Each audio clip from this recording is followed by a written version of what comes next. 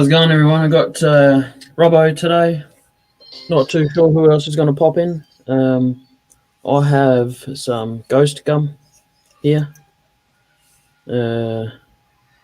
Attempted a hollow form without a gooseneck.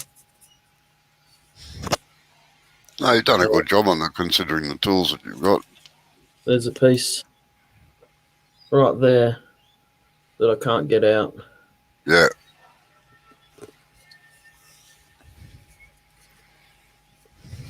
I've just got to smooth off the bottom. That's about it, really. And clean it up and knock it off. I'm just finishing my chocolate drink and I'll get into it.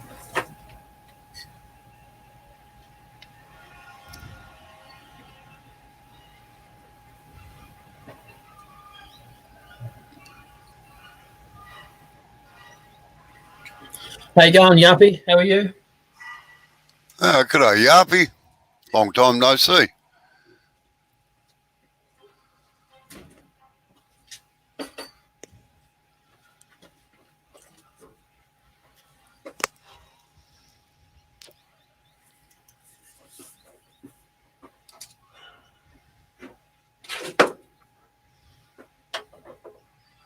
What have you been up to, Yappy?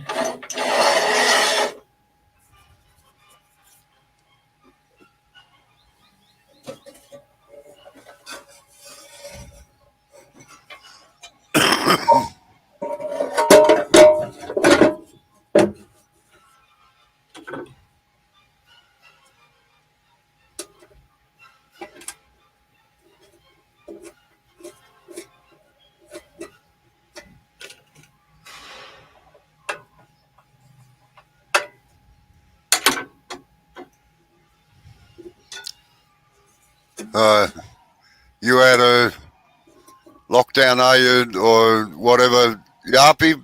Things getting back to normal or not?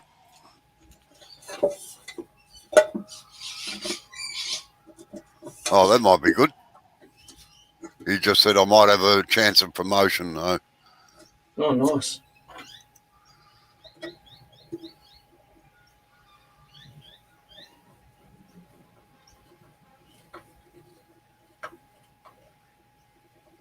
Does that mean you'll be getting a new lathe soon, Yappy? Sorry. How's Blake's projects going?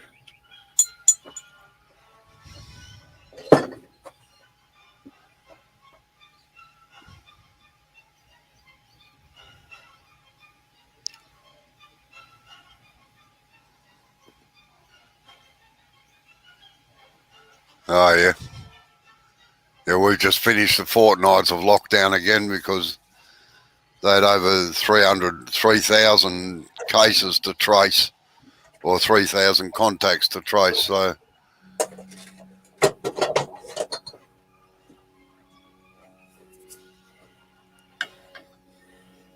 What do you... I think that's I was just looking. That's why I won't put that other hollowing tool in there, because it's fatter than that.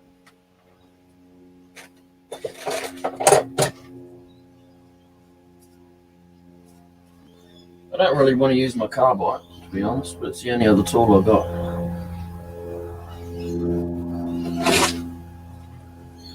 This one actually works really well for carving out the bottom.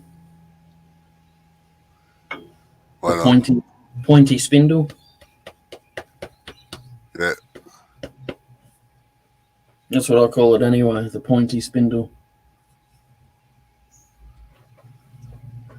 Blake is concentrating on schoolwork at the moment. All right. What grades are you in?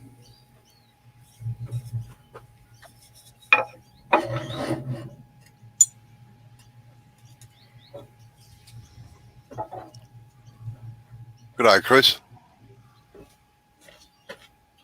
How you going, Chris? Ah, that sort of defeats the purpose, relaxing in the pool with a nice fire going.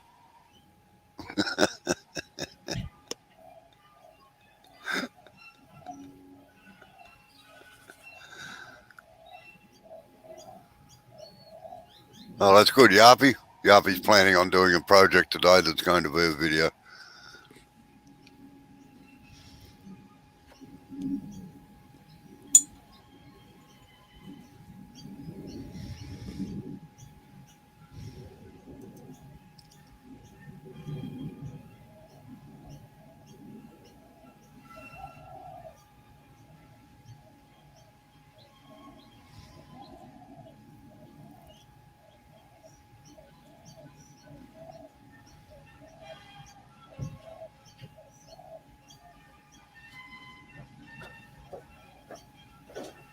Sorry, I had to go on. Amber asked me a question. Sorry? I said Amber asked me a question, so I had to run away. Oh, I thought you ran away because you didn't like us anymore. No. Yarpy says one not to be missed. It might even be a fail. Oh, no. No such thing as fails. If you learn something from it, it's not a mistake. It might be an opportunity for a design change. Yappy. Yeah, design deviation. That's it.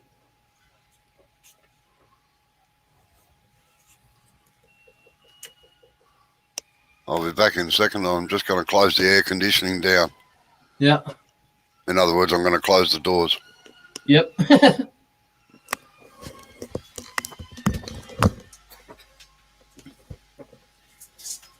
So I'll give everyone a slight viewing. All right.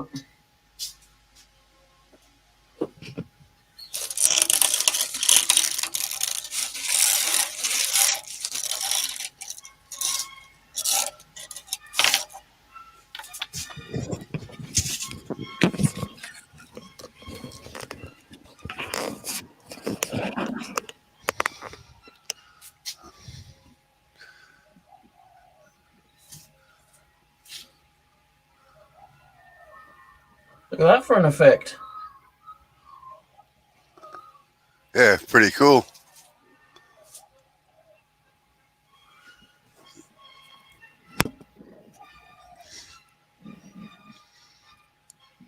There you go. There's my magic pot.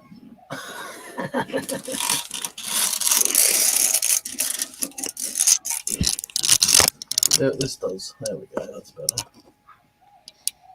There you can see in there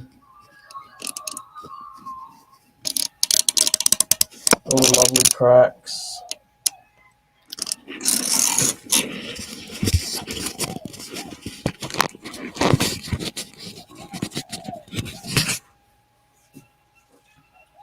Yeah, that effect did look pretty cool. I don't know what it was. I'm glad it wasn't just me that could see it. We're going to wonder what someone put in my drink. Yeah, no, the little flower pattern in the bottom. Yeah.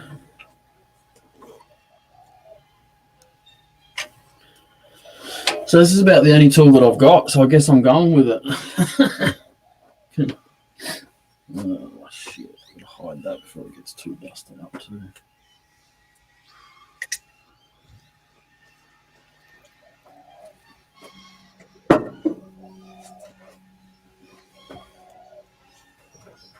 Just let me know if it's too loud and I'll mute it. No, it's not. It's just sanded down through the neck. That's all, Chris. Nah, I'm going to try and... hang on. Turn that off. I've got this tool, Chris. Yeah, you're getting the shape wrong on that, Jay. Am I? Starting to get it. Yeah, you're getting a hook on it. See how it dips down on the sides? Yeah. Yeah, you got to be careful of that. Well, that's So that's where the line is on the measuring thing you pull out for the jig. Yeah, you've got to alter it from where it originally was. Yeah, I've got a 65 marking and a 45 marking on there. I'll put it on the 65. Yeah, no, well, you've got to alter the leg on the jig too. from 2. I didn't know that. Yeah. Nobody told me this. Well, you've been told now.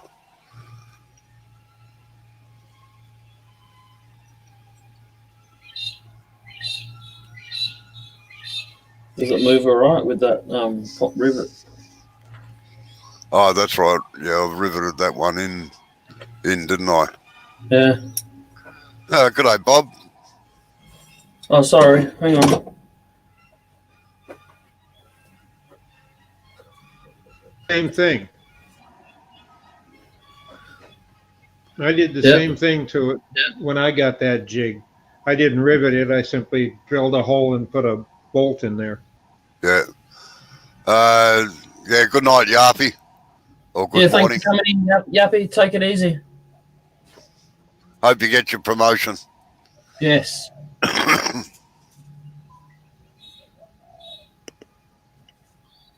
You also... I'll apologise in advance, Chris, but I noticed you use the carbites a lot. A lot. Too much, even.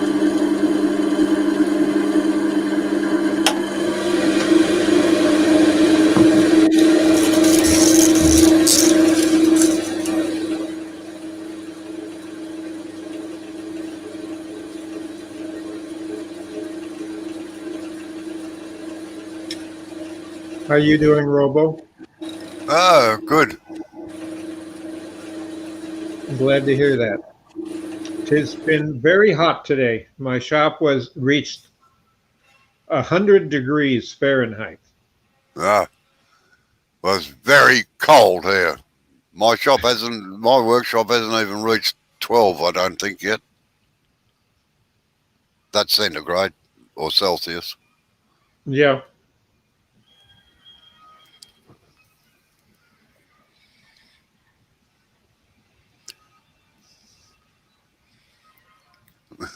Barley wants to know how much is too much.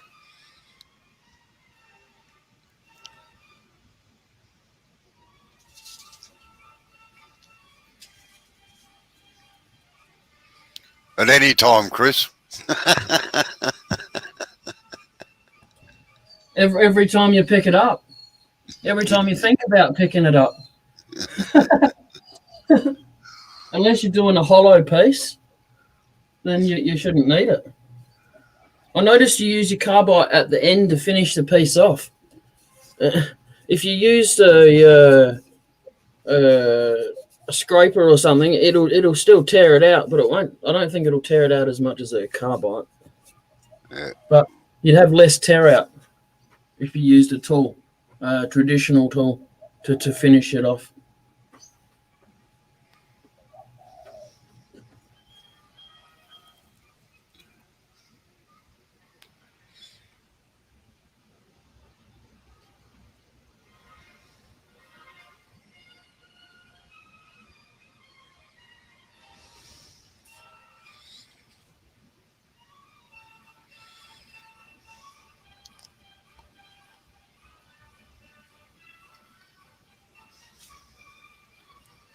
Chris says he uses the square carbide for tenon and the round as a round scraper. I don't have a good round nose scraper.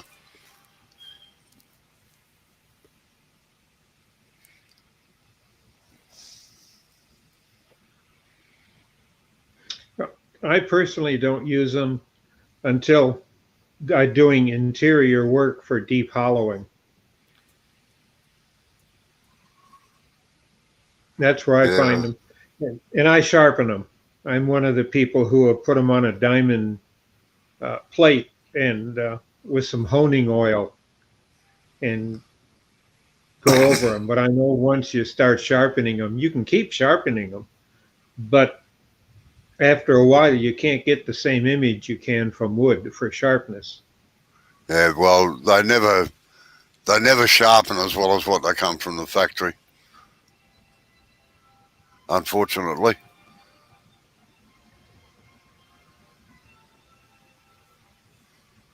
I use a 600 diamond plate, to sharpen Yeah. them. A lot of people use the typical 250 or 300 plates. I've got a 600 that I carry in my pocket. It's a teardrop one. Yeah.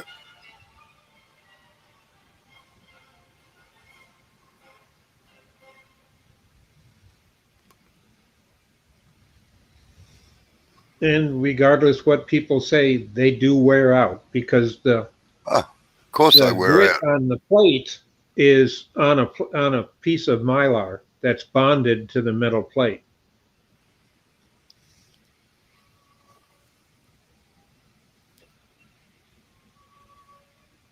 And when you sharpen carbides, you're sharpening the whole surface of it.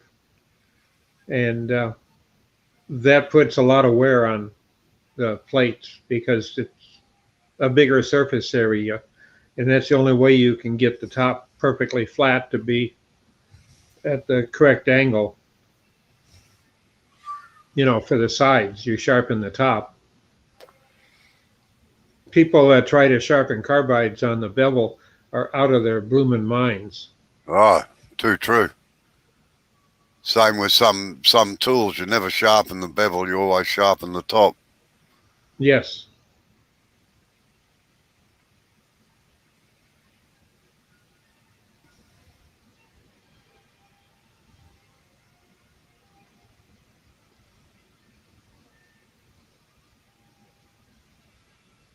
But I've yet to find anything but a carbide of steel cutters. I've been to a lot of steel cutters, and what got me into, I won't say carbides, because originally I was using the Sorby, their hollowing rig cutters, and I simply stuck them on a 1-inch bar, and then I was able to cut down the vibration. And we also have the whole system runs on a 1 1/4 inch bar, of which will let me go almost 1.5 feet into something.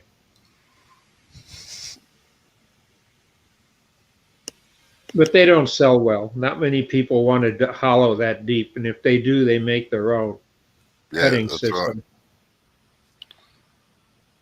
But I had to try it.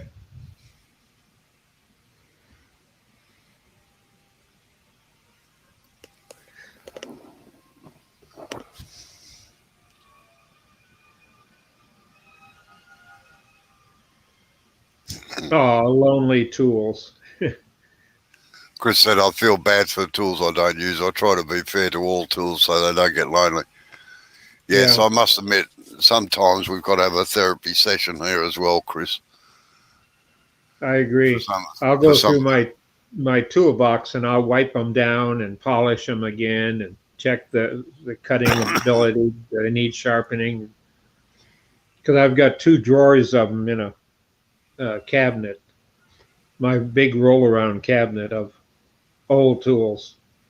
They're still good, and I've custom ground quite a few, but don't use them that often. Just I did it on special projects. And they were steel. They weren't the modern steel. They were the probably 20-year-old tools.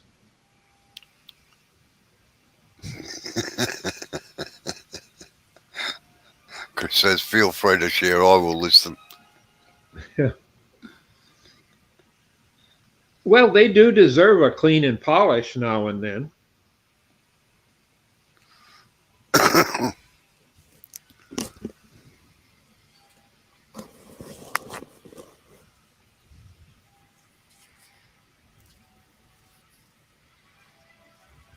Though I've had people joke at me saying, well, I do it because I'm bored. Could be. But there are times where I'll be watching YouTube in the shop. And I've got to be doing something, not just sitting staring. I mean, that's just sacrilegious in a shop. You're cleaning, and that's on the bottom of my list. Though I do it weekly.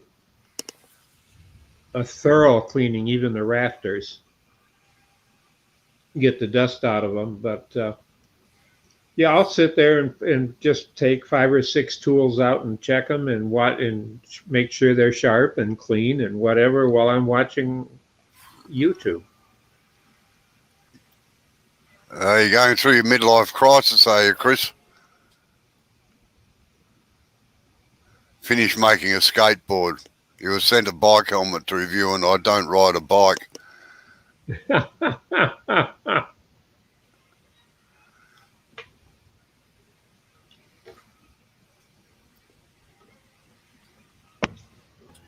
Yeah, Chris, they don't ride Flintstone skateboards anymore, dude. Do you ride, Jay, a bike? Did you learn how as a kid?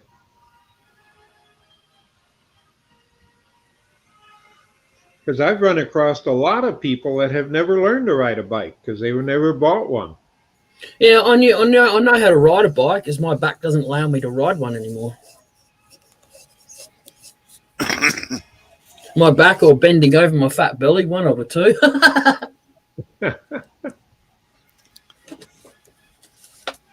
I know which one Robbo's going to say. Young Brendan here, he's now in high school next year, or school year this fall.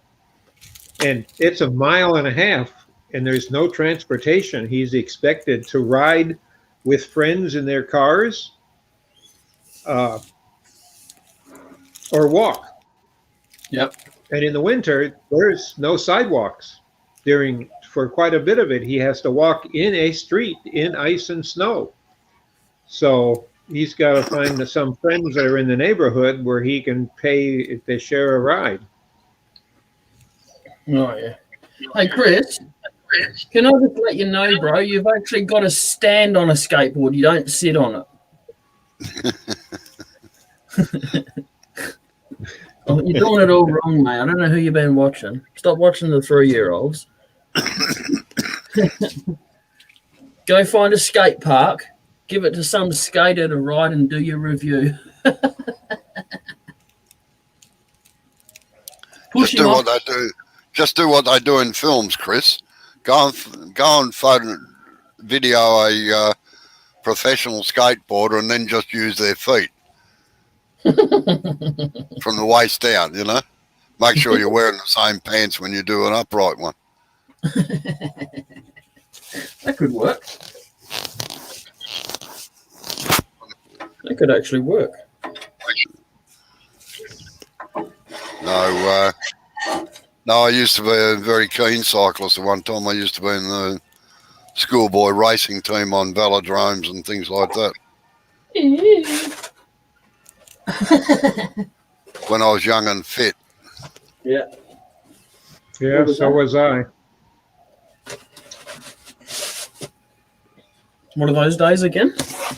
And when I was 13, family moved to the country, which is now all buildings, cars, houses, and but at the time it was farmland, and it was rough riding bikes. I was used to riding in side streets in Detroit or on sidewalks, not in with a lot of traffic, and all of a sudden, the only roads you could ride on were the roads that cars were running on, and there was no sidewalks. So I learned to stay on the shoulder. Yeah, okay. Make you learn real quick, wouldn't it? Oh yeah. If I wanted to get somewhere, And make Chris friends says that have daddies that have a car. Chris said he'll make his son wear a green suit and walk beside me, so they put him on the green screen. Yeah, that's the way. You got it.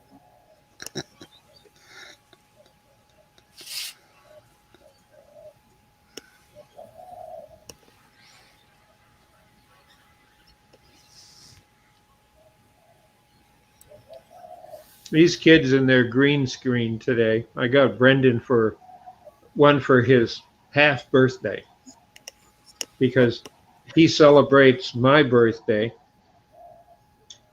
exactly to the day, but half a year apart. So we've always joked he has a half birthday. That way he gets presents twice a year. And I got him a green screen for his birthday that he can hang on the wall behind him in his room where his computer is, so he can be anywhere in the world. But it arrived early, and he got it out, steam ironed it nice and with no wrinkles, and stuck it on the wall with the pins, the ones you use for cork board or something, and stretched it out nice. And this afternoon, when he got home from school, he told me to log into his site on the web, and I did. And here he is with the green screen and everything set up, and he's flying through the air with his green screen. He's found there's sites that have tons of green screen backgrounds. And he's playing. StreamYard, where he had dinosaurs, and he was being walked over by dinosaurs. StreamYard and Zoom have that. You don't need the green screen. They just have that as a function. Yeah, but evidently whatever he games with, they still use a green screen. But green screen works better than the one that auto detects, because it does surface edging, which is pretty good technology, but it also takes a lot of CPU speed and graphic speed away. And if you're gaming, you don't want to take that speed away. It's easier to say if it's green, don't show it, than it is to do the edge recognition. And that's what the other two use.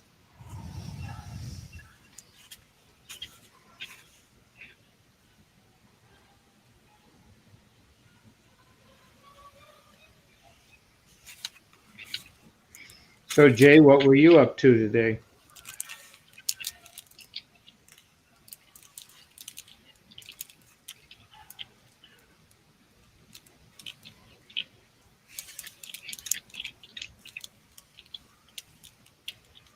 Oh, we've lubricated his lathe, and that's working better now. So.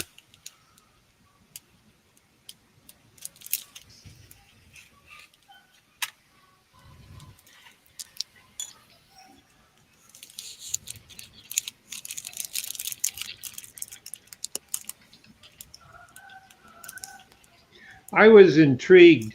There's a YouTube video out there, the history of WD-40. And I always wondered where it got its name from. Oh, it's water displacement experiment number 40. Yeah. But that's what surprised me, because most people end up with some name after the person that did it or the project you're working on. Instead, it was being designed for submarines. And it was the 40th attempt. Yep. So I keep all that trivial information in my head. Good day, Sid. Yep. Greetings, Sid. Righty, all you knowledgeable people in here. Now, I bought a new laptop a few weeks ago, and it came with this in it, and I'm hanged if I know what it is. So if somebody could tell me, I'd be very grateful.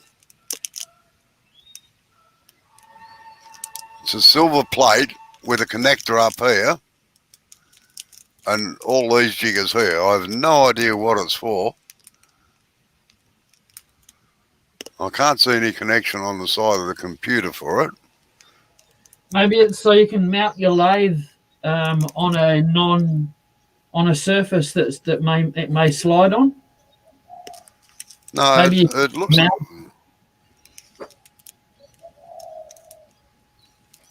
Don't know what it does. Here's a look at that smaller bit. What the? Wait on. It's like a plastic handle or something. Yeah. The clip. Well, you've got It's got- three pieces. It's got a tail on it with a connector and like a thread thing, like a phone connection, and it's got multi-ports inside there. But there's nothing in the instruction manual about it or anything else. So maybe there's a little slot either on the side of your computer for that piece with the plugs on it to fit in. So you've got extra ports, maybe. Yeah, possibly. I don't know. It's got me buggered anyway. There should be in the look it up online.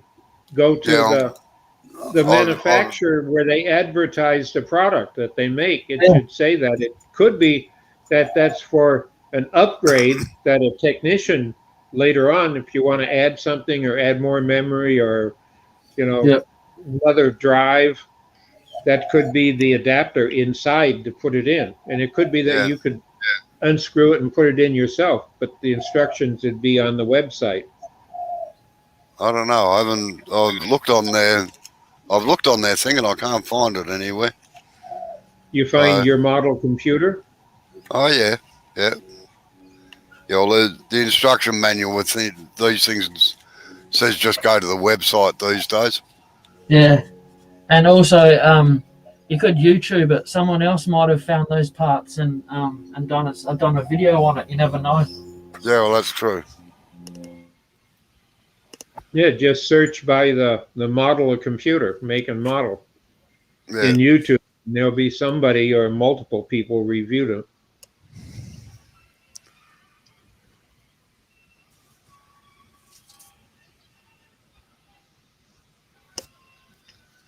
And Chris says it could be a lap cooler.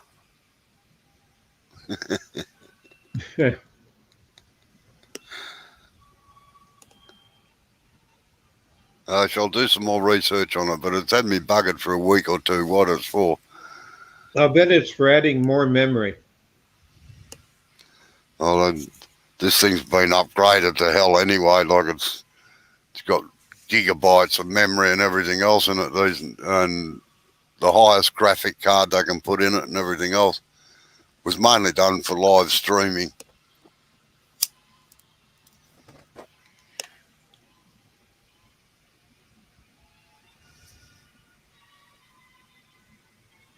And they may be the parts that they took out to do the upgrade. That's possible too.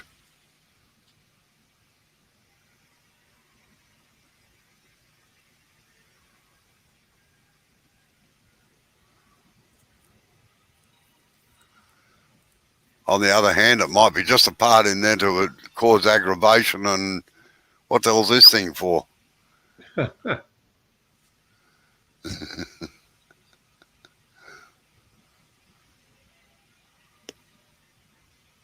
Like a mongrel friend of mine, I'd done an engine rebuild on a racing engine, and when I went, I always checked to make sure there's nothing left on the bench.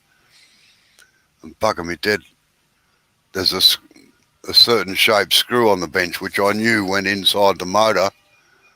And I thought, oh no, don't tell me I left that out. So I started to tear it back down again. My mate walks past and says, what are you doing? I said, I found this bloody thing up the back of the bench. And I said, and I'm sure I put it in there, but then he laughed like hell. He said, no, I put that there just to annoy shit out of you. You said friend? Oh, well. That's torment. He's still a friend.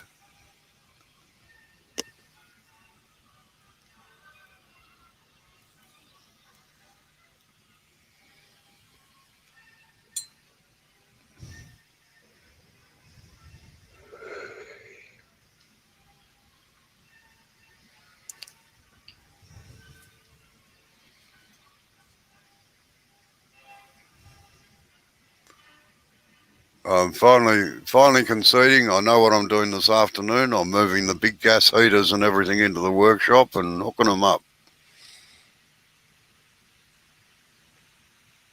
Propane or oil? Propane.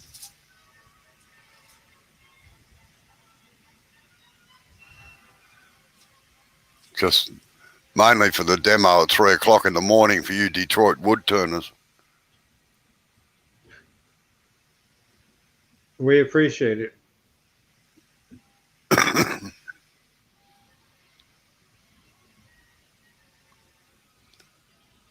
Well, you'd want to stay warm in there anyway, wouldn't you? Yeah. Yeah, I can't work when I'm cold.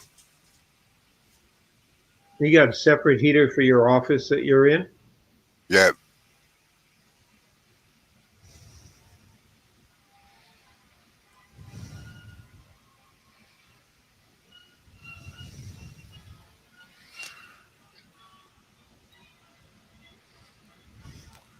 Yeah, that keeps the office and the lunchroom nice and warm.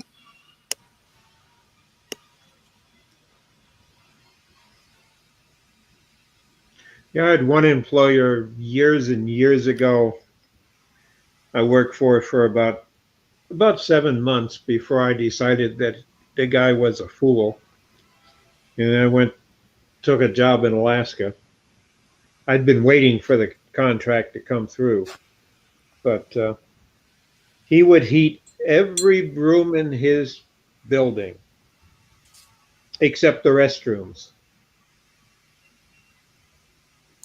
Oh, that sounds fair enough. So you didn't spend a lot of time in there. No. Just enough to keep the pipes from freezing. Only problem is that your bum might stick to the seat.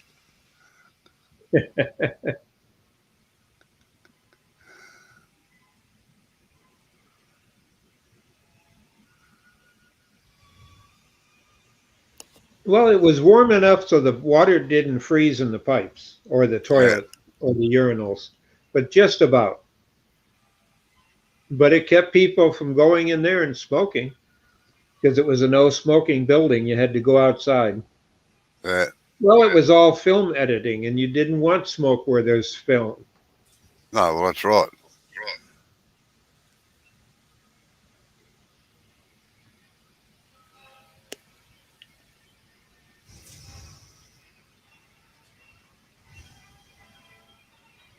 He had 5 editing suites, and that was back in the day before the electronic editing had been dreamed of. Edit Droid was out there, but there was only 4 of them made. But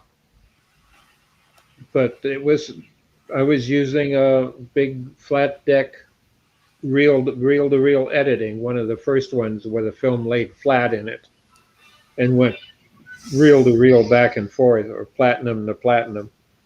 Before that, it was like a movie projector. The reels were coming down, on each side of you. All right, folks, it's my lunchtime, so I've got to go, unfortunately. So I'll catch you later. Catch you tomorrow night. Yeah, that lathe working better, is it, Jay? Yeah, it is. Heaps better. Good. All right. All right. Thanks for coming in. Petrol. See you later, Sid. See you, Chris. See you, Bob.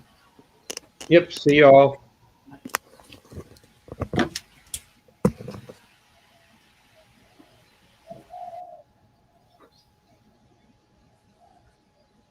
Why don't you two pop in with us?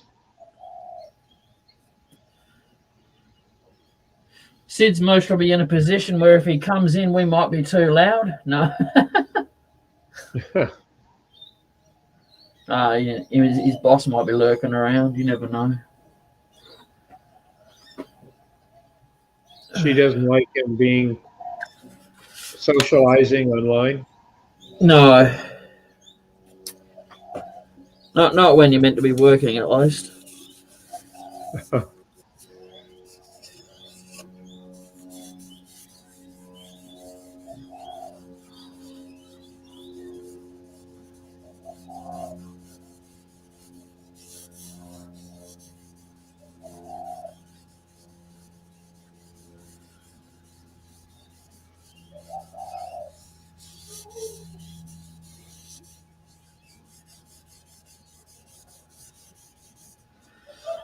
You'll have to stay up late tomorrow night. Or set an alarm clock. No. You'll have to stay up late because someone's doing a live after me. Oh, I didn't tell you they were right. You didn't hear it from me.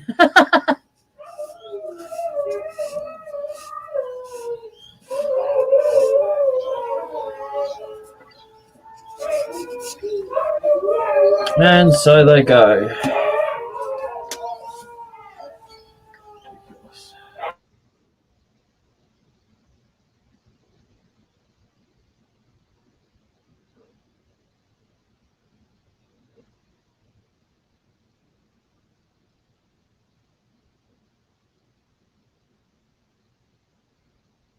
was that people or animals? Annoyingly, animals. Oh, The human animals controlling them, you say?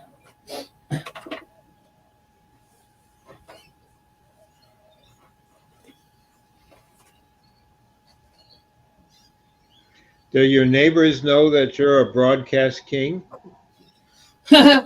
Nah. I don't really care. Going on 2 years of having your own program. Oh, well, it's only a year. In July will be a year. I've had YouTube for 2 years, but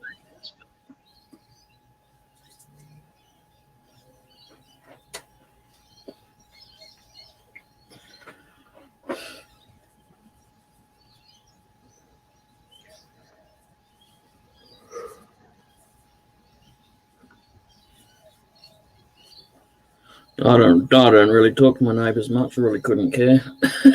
Say hello when they're out the front, when we're out the front at the same time, and that's about it. Do they know that you've got a YouTube channel, or? No, most probably not, unless they've heard while they're out the back.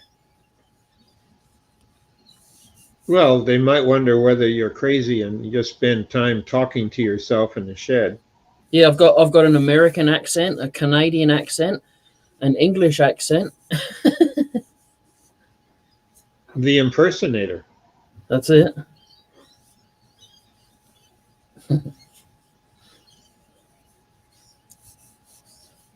Make you a good tourist guide. Yeah. Can work anywhere in the world, eh?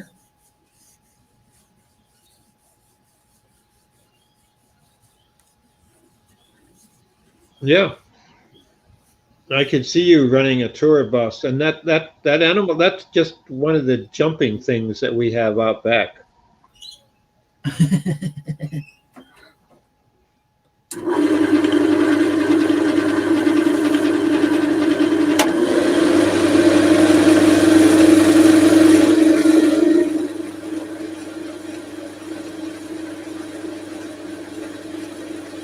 Comes up nice, that red. Yes.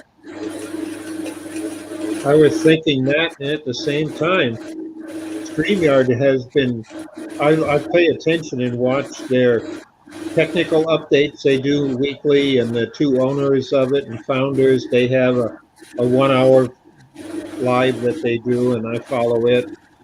Yep. Because they're just kids, and I'm really neat to see kids have an idea and then build on it, and they're Canadian. Yep. And to watch where it is now, and the fact that it just got bought out, but they still have control. Yep. And the joke has been between a lot of us old farts, they're not old enough to grow whiskers yet. But they're very successful in what they've done. And, that's something really, it proves that the younger generation can carry on. Yes.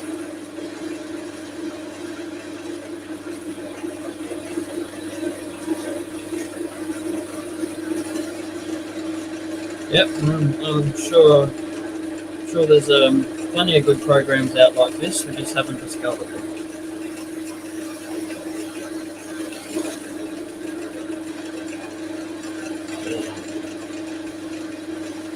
Well, they were bought out by a company that does basically big corporate and corporate training. Yep.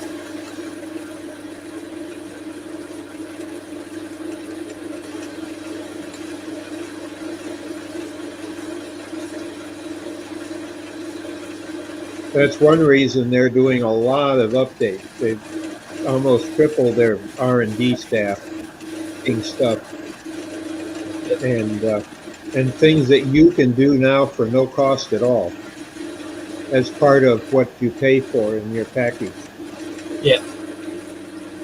You can simulate multiple cameras too. You can play back video.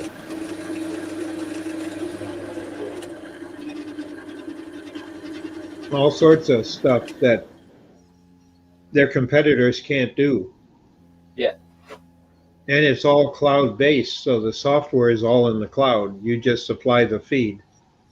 Or you store the video you want in the cloud, so it plays it faster yet. Yeah, I've got a couple stored like that. The ones that I didn't actually go live on, I keep all of those ones in their cloud. Easier for me to get to if I need it, and if my computer craps out, I don't lose it. Yeah.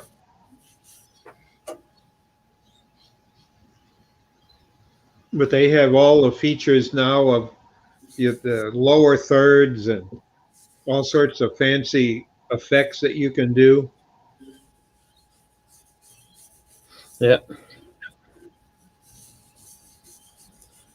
I'm happy with just the having the background picture. Every now and then, something different.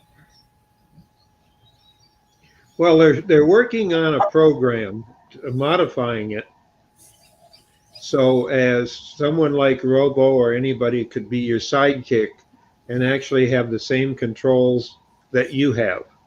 Yep. So they could bring people in, move people around, mute people, do all the stuff that you have the capability of. It's called a producer's position. Basically, like you could actually pick, as the owner of the account, what features they have the right to do. And in doing so, because the way they want to take this for training purposes, is that each training manager has, for their course programs, that they would have all that information and it's stored in the cloud too. And they can have an assistant, so a professor can be talking and someone else in the background is actually handling the classroom for them. It'll handle multiple classrooms. They want to get it up to 100 classrooms. Yeah, that'd be all right. It'd be interesting. Having co-hosts. But all these features are going to be available to the common person. It'll just simply be add-ons that you just have the right to click, and then they can log in and upload the files they need. So it's in the cloud too. But of course, when you get to that point, you pay extra for the cloud storage. But that's the easiest way to have it. And for them, if you're global, the cloud storage can be in as many as 7 different countries. Okay. So if you were scheduled and had everything loaded and you were ready to do, say, a seminar in the US, Canada, and Great Britain and Australia, you would be on a server in each of those countries that would be able to handle that country itself and not have to stream around the world and have the delays to it. Yes. Good old lag. Yep, that's where they're going in their R&D. They haven't described it as that yet, but it's obvious because Zoom can't do that. Zoom depends on everything being central, operating on one computer, and they're doing distributive. And I cheated and looked into their patents, because once it's patented, if you know how to get it, you can read any patent. Yeah. And so that's why they were bought, I'm sure. Because it fits where the other company wants to go. Yep. I've had my email come through so that I can when I can afford it, I might add, get the Starlight. What's it called? I can't remember what it's called now. Elon Musk's internet. Oh, for you out there, yeah.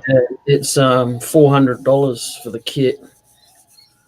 So Well, when I can manage to come up with that money, I'm gonna invest in that, I reckon, because that's meant to be low, very very low latency. That one. Is it offered in your area? Yeah.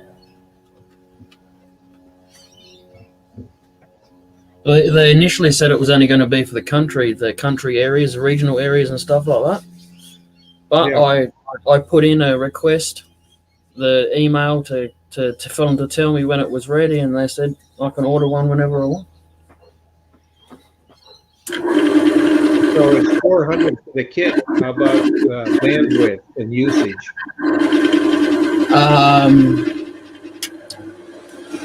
It was probably only about as fast as what I'm getting on the broadband at the moment, but the ping was so much better. The ping was not even a quarter of what I'm getting at the moment, and it's satellite based internet. So I'm kind of hoping the $400 has the satellite receiver that goes on the roof at least. I'll have to check it out again. To be honest, I haven't looked at it for a while, the speeds and stuff. But they had someone in Sydney doing a test about 6 months ago. Tests were coming off pretty good, numbers wise. Oh.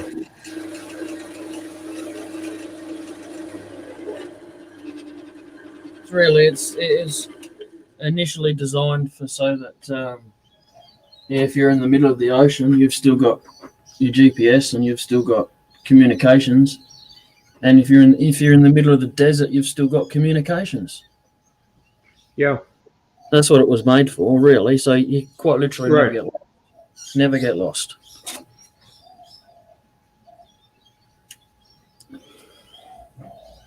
And he's launched a couple thousand satellites already. So they're all low orbit satellites.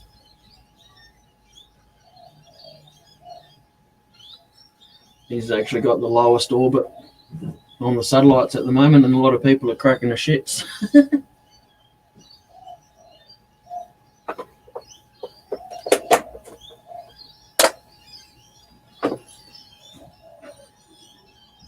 And they've had to dull down some of them so that the astronomers can still see the stars on the other side.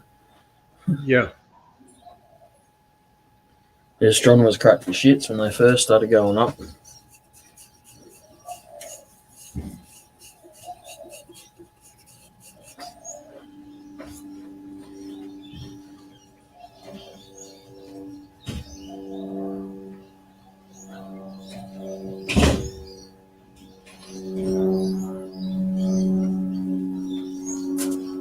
Are you looking at that, are you?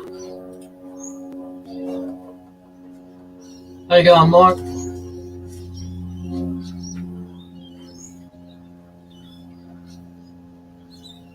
Oh, Yeah, that's Jay's own invention.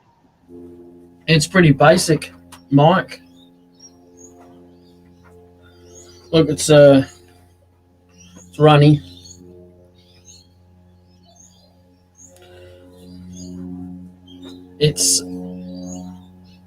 It's liquid beeswax, basically. It's just beeswax and mineral oil.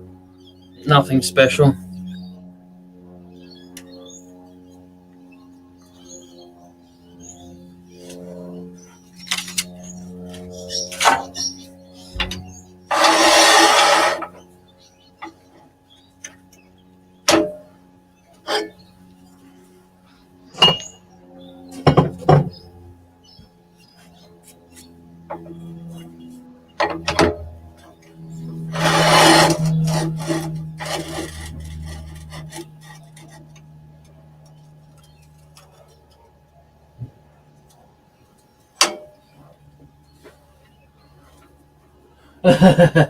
Mike's just been Googling Starlink.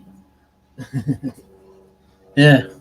Honestly, I think it's worth the investment, to be honest, in the long run.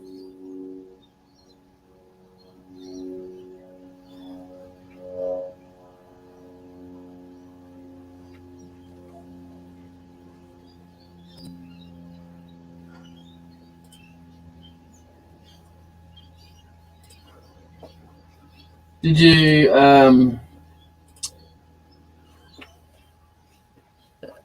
go and have a look on when you get a chance, Dr. Bob? Go and have a look on my wall. There's someone. I put a picture up there.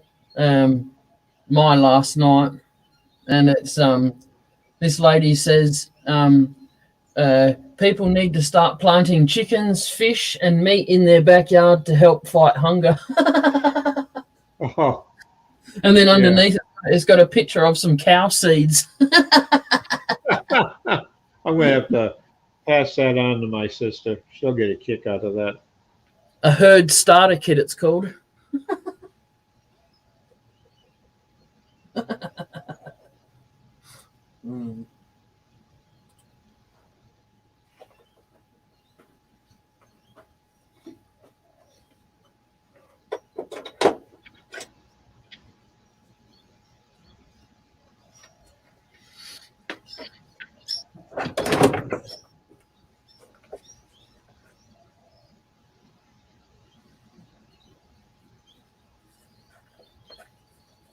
Yeah, it was interesting. I got a phone call from a friend that we lived together for about 2.5 years. His girlfriend moved in. He married her later. Still lived there. Did a lot of work, and I lived in the attic. Finished it off into a nice room. The basement had taken all my power tools and set a big shop up for the two of us. Yep. And it was nice because he worked locally and I was on the road quite a bit, and not just driving around. I'd have, where I went, it was on lecture series or trade shows or guest speaker, private contract, doing some work where I'd be gone, 3, 6 weeks, 8 weeks, 5, 6 months, and was the longest. And I knew my tools were safe, and I could be gone. And it was we've been old friends. And he called me today. Okay. But my phone number was changed here less than a month and a half ago when I moved from one carrier to the next because T-Mobile bought out a Sprint here, which was the second oldest technically carrier in the U.S. Yep. And it was interesting. And I asked him how he got my phone number, and he just laughed. He said, "Have you forgotten who I used to work for?" And I got thinking, oh, yeah. Worked in Maryland. I forgot Maryland. And that's where our NSA headquarters is. All top secret. You got to, even to clean the floors or cut the grass, you need to have at least a secret clearance to get within a half mile of the building. Yeah. Yeah. So I forgot he'd worked there, and which meant he had access to anything, to old friends. He was able to get my new phone number with a call, and I said, "Well, who do you know there?" And he said, "Well, you remember Jason, don't you?" "Well, yeah." "Your son went to work there?" He said, "I give him a good reference."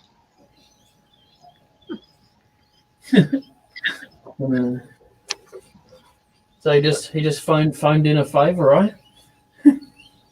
Yep.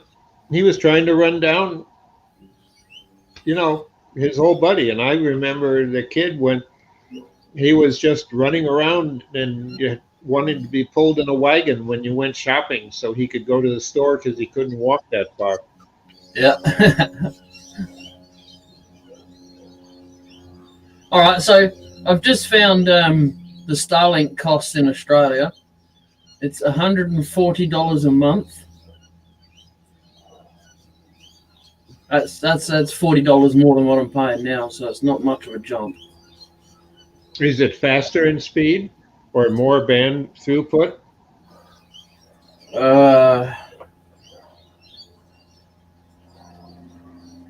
It's under 10 milliseconds for latency.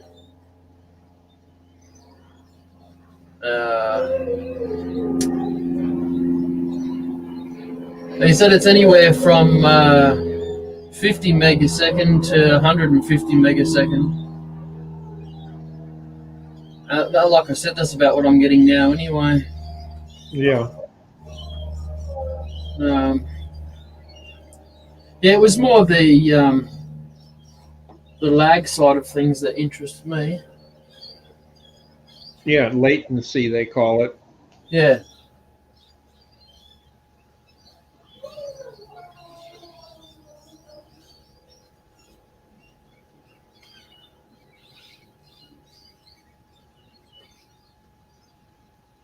Yeah. It's going to be expensive, but I think in the long run, I think it'll be better for my streaming.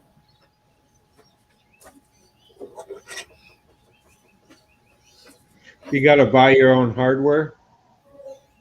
Yeah, the email that I got must have been in American dollars because it's now says it's $700 for the hardware. Wow. On an independent website that's reviewed the product.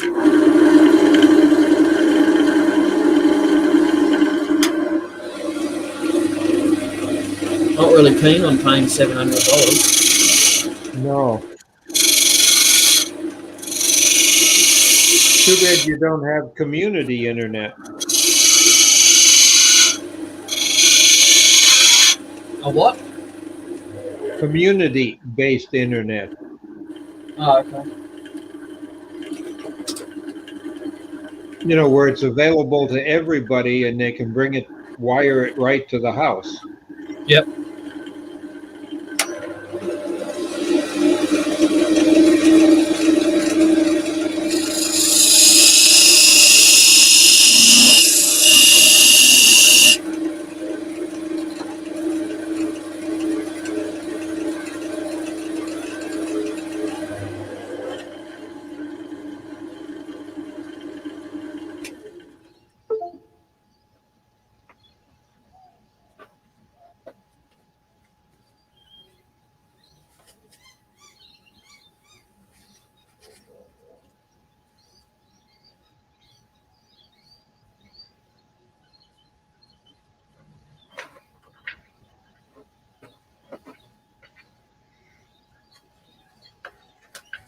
Yeah, the computers in the 90s, they had liquid oxygen or Freon as coolant.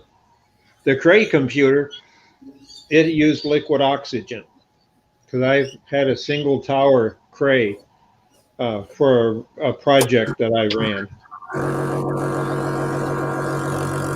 It was an animation project.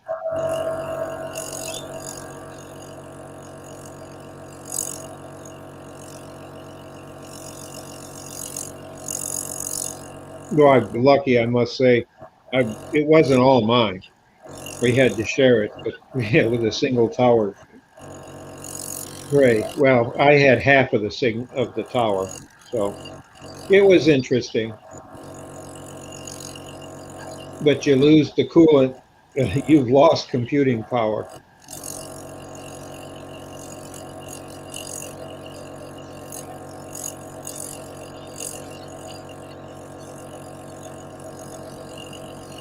Yeah, old Charlie Cray, I got to know him. We had an oxygen leak one night, and we knew what it was. The pressure gauge and alarms were going off, and there was an emergency clamp that you put around the coolant tube and slide it with big, heavy gloves, not for the heat, but to keep from freezing your hand. Slide it over where the leak was, and then you would tighten a couple of band straps, and that would fix it until a technician could come in and either replace the tube or solder over the leak.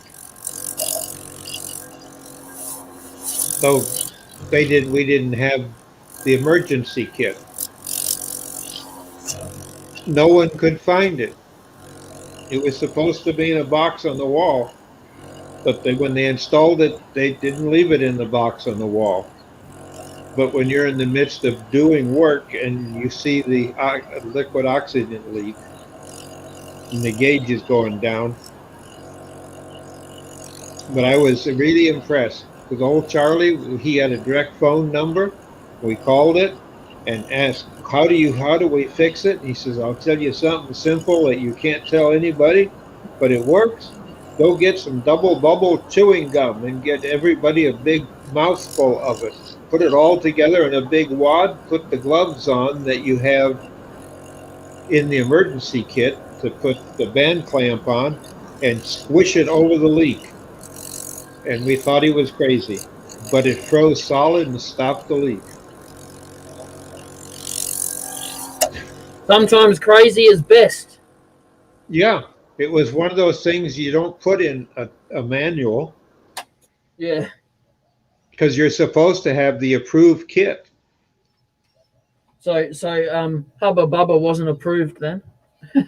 No. But I'm lucky that we had a direct number to him. There was 3 numbers written on the wall. One was the company one that had an office in Las Vegas or area, and then there was another number that was an 800 number that kept thanking us for calling and call back when the switchboard opened number. And then there was one written in pen. When we called, it rang his phone directly. Yep.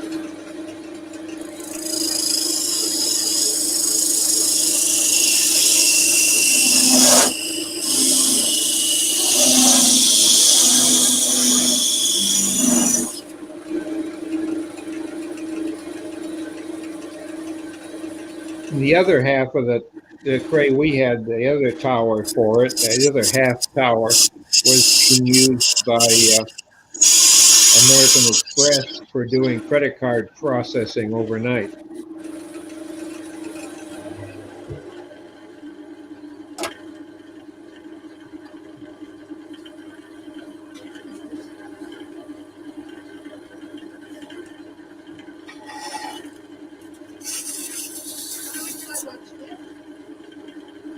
And that's back in the day where the computer was actually a round tower. I'm nearly done.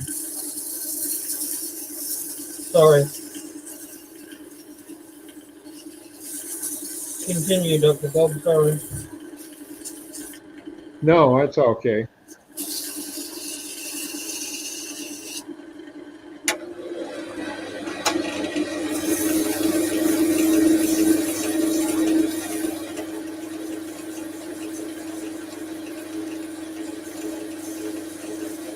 If you ever want to see the graphics that were done, look up on YouTube free stuff and find Last Starfighter. You'll see the first animated graphics ever done by a computer for a major motion picture. 9 scenes were done. They took forever to do each scene, compile and print them. And it wasn't 35 millimeter, it was 70 millimeter.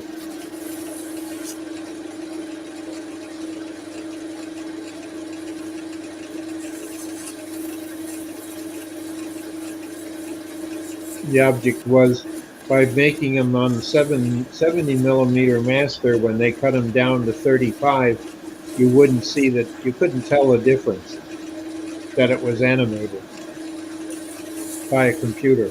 But it worked, you couldn't tell.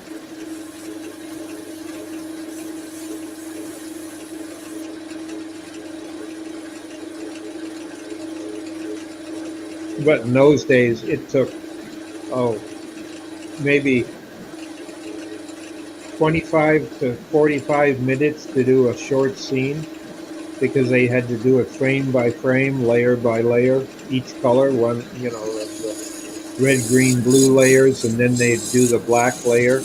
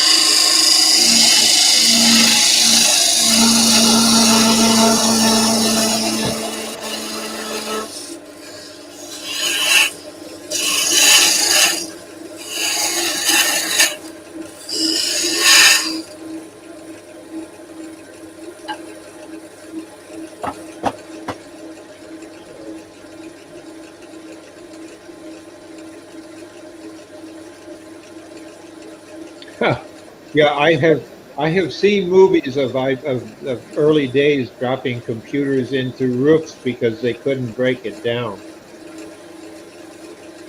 You're showing your age, young man.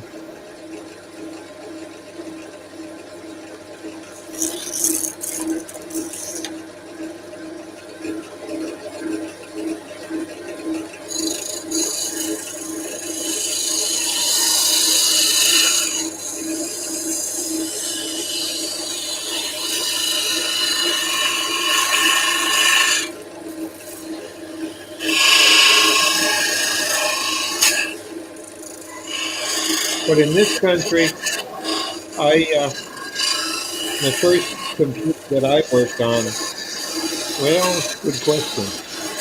I worked on analog. I learned in high school programming of an analog computer, which was all plug board and NAND gates, and you would it would do decisions.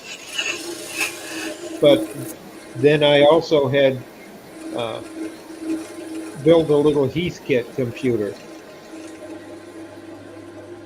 that the operating system was very crude on, and the input was either toggle switches or punch tape.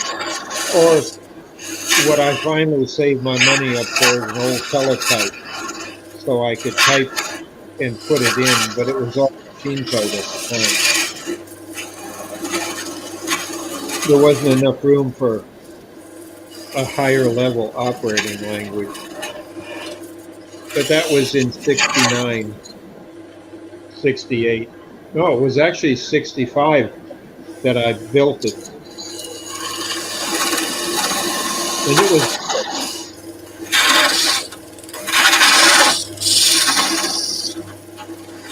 yeah, the punch tape.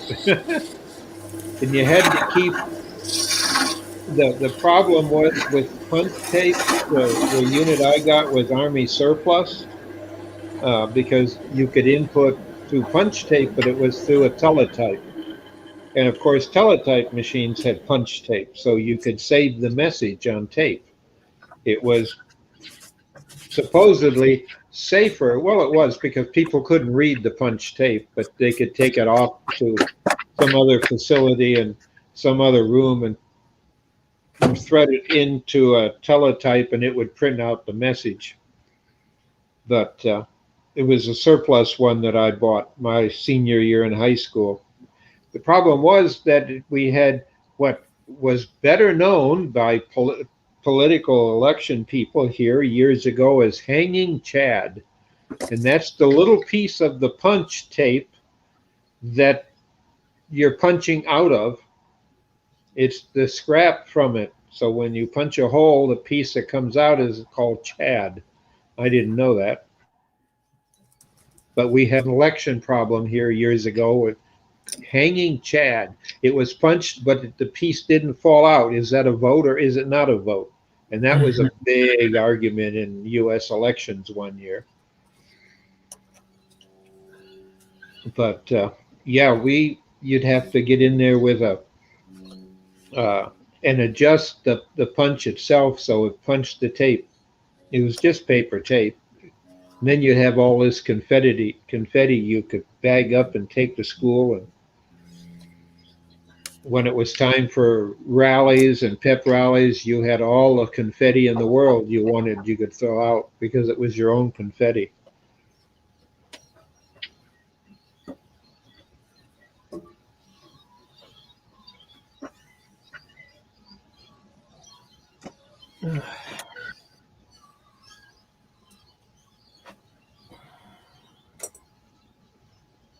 Yeah, that was an interesting thing, and what year? And I forget what year it was in elections, but you put your ballot in a box or slide it into the machine, and it was a card, and then you push buttons down to say who you voted for. The problem was the platinum side, the piece that you were punching through. You go through the paper and then into a piece of metal that is perfect to match the punch itself. Had to be the same size as the physical metal going through it. That way the Chad would fall out the bottom into a box. And but unfortunately, misalignment, bad alignment, there was a lot of reasons, but the holes were made bigger because some idiots were saying, well, the card is so thick, and as we push it through,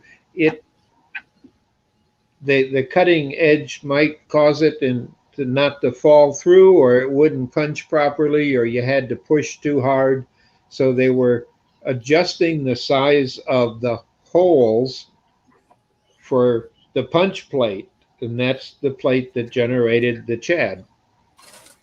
So they had some machines that had this, it just didn't cut the card through all the way. So you had hanging Chad. Is that a valid vote or not?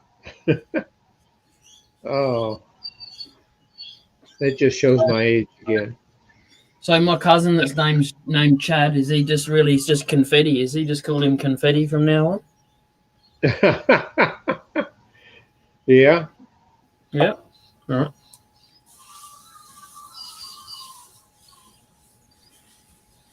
I never knew what it was called before until the election. To me, it was confetti.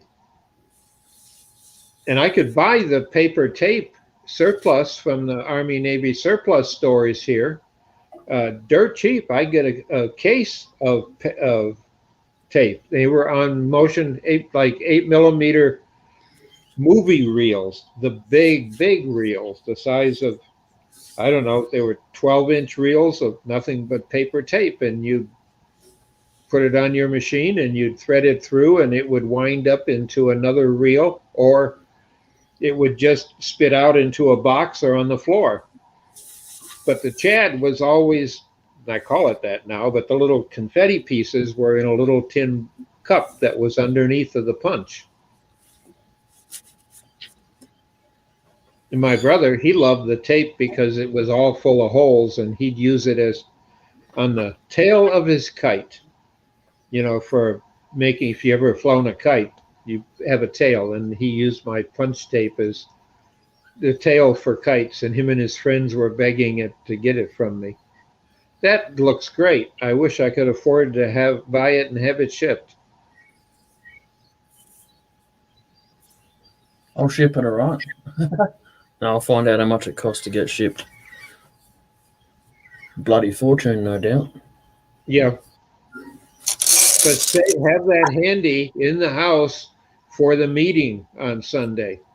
Yeah. They'll want to see that, I guarantee you. That is one of the best pieces I've seen you turn out. Thanks. Don't mind doing hollow pieces. It's great proportion, and the way the natural wood fits it. It looks like it was all pre-planned by you to, well, it's like I say, the wood tells you what it should be. Yep. That's going to interest a lot of people. Yeah, now you just need to get your wife's pyrography to put your logo in the bottom of it. I'll do it myself. Well, I didn't say she had to do it, but it's her pyrography set. Yeah, definitely. I'll be doing that prior to the car boot sale I'll be going to next weekend. So. Yeah. This week will just pretty much be pulling pieces out of the dust piles and maybe just finishing the bottoms up. There's most of my stuff, it's just the bottoms that I never finish off properly. And yeah. I really mainly just mean that bit in the middle there, you know, just keeping that down and... Uh-huh. Yeah. All right, I think I'm going to... You need to have the creative half come up with a logo for you. Yeah.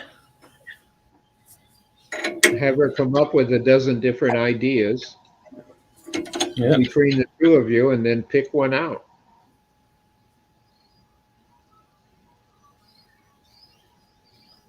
There you go. There's a coaster for you. Looks like a lid to a teapot. It nearly is, isn't it? Yeah, you can see the the place right there where the tea comes out. Yes. Just sand it off, and that would be where the tea comes out. Yep. All right. I'll send it to Robbo. Or hang it from a fine wire and say it's a UFO. Plenty of that going on these days. Well, I know you got to hang up. Yep. All right. Appreciate you coming in. Thank you very much. Yeah. Cheers, Mike. It's different. I've got a good collection of ghost gum, so I can make a lot.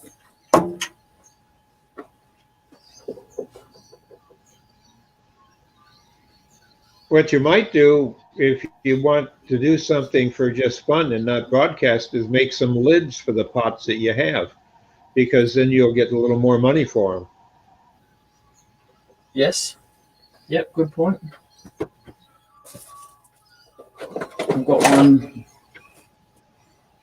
It's just collecting dust.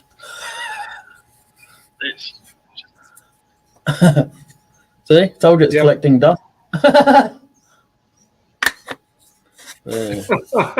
Okay. Well, let you go.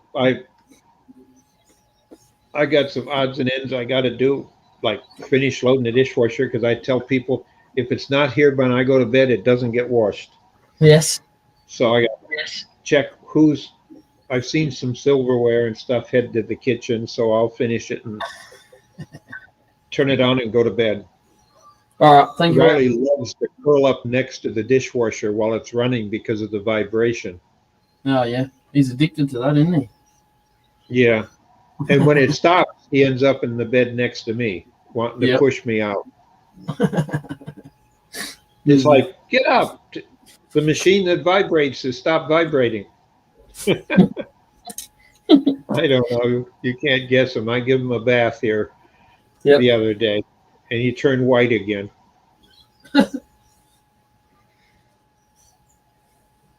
Take care, my friend.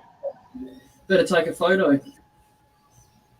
Yeah, I'll get one, because I've got plenty of time, but we have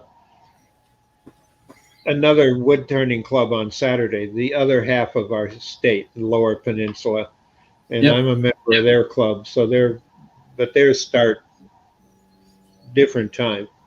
We always have them on the same weekend. Yeah. That way both clubs can attend the other club's meetings. Oh, yeah. Even when we drove back and forth to get to the meetings, which is about a 3-hour drive each way. Yeah. But we do it. Now it's easier online, and Yes, it is. and the world has got smaller because of COVID. That's to me one of the most positive things, because the commoner, not the politicians or the people that can afford long distance to talk to special people in government, can now get online and BS and just enjoy, and they find out the people elsewhere in the world is just like them. Yep. Yeah, I do. COVID has caused that to happen. It's good. I love it. It's great. Just don't do it. All right. We'll catch you tomorrow night. See you later. Have a good day. Yeah, have a good day tomorrow. Oh. See you later, everyone. Don't forget to hit the like button and all that stuff. Tell your friends.